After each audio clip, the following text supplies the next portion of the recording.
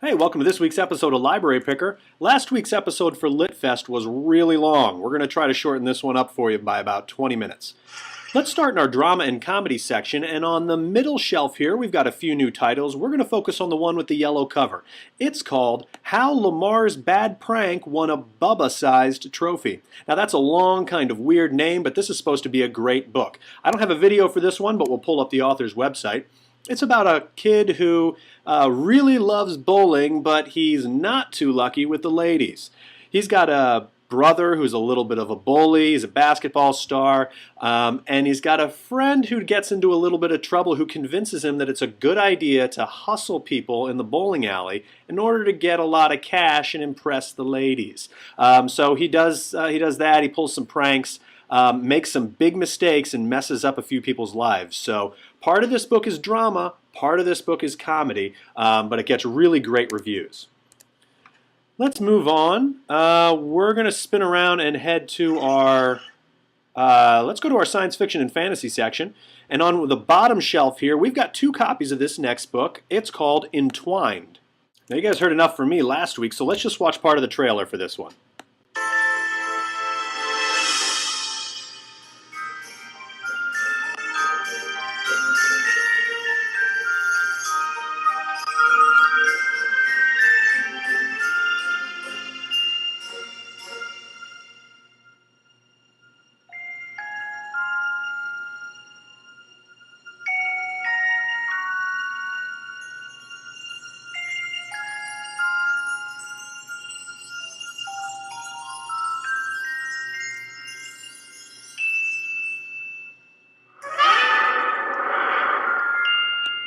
All right.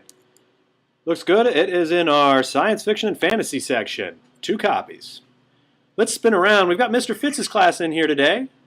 We're going to go to our action and suspense area. And on one of the bottom shelves, we got a book called Human.4 or Human.4. Very cool cover on this one. It's kind of a techno-science thriller. It's set in the future. Again, I don't have a video for this one, but the interesting thing was this was published in the UK before it was published in the US. And here's the original cover. The title was 0.4. And in the US, it was released as Human.4. But I'll let the cover do the talking because it's really cool and it's got a really interesting storytelling technique in it. So give that one a try. It's in our action and suspense area.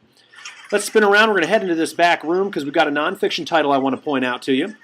Bunch of great new books here. Some of you have checked a few of these out, but the one we're going to focus on is called The Next Eco-Warriors. The subtitle of this one is 22 Young Women and Men Who Are, quote, Saving the Planet.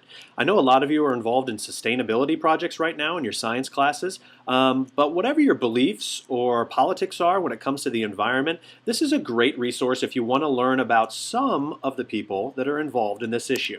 Let's watch part of the trailer.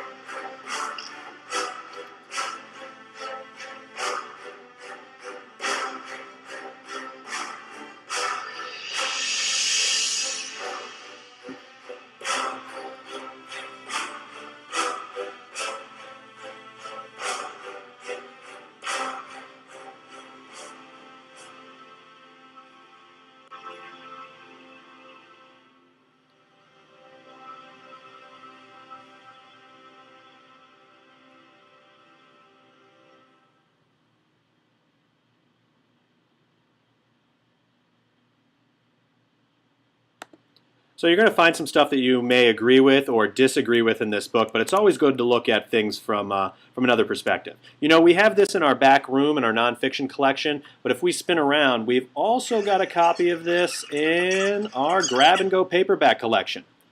Right there. Now I've got another great book here that I want to focus on. It's called The Pocket and the Pendant. Now the paperback copies we have here were published a few years ago, but a hardcover edition just came out recently, and the title's a little bit different. It's called Max Quick, The Pocket and the Pendant, and the title was just changed a little bit to put the main character's name on the cover. And this is really a case of don't judge a book by its cover. You might not like this cover or the one you're going to see in the trailer here, but this is a great adventure. Let's take a look.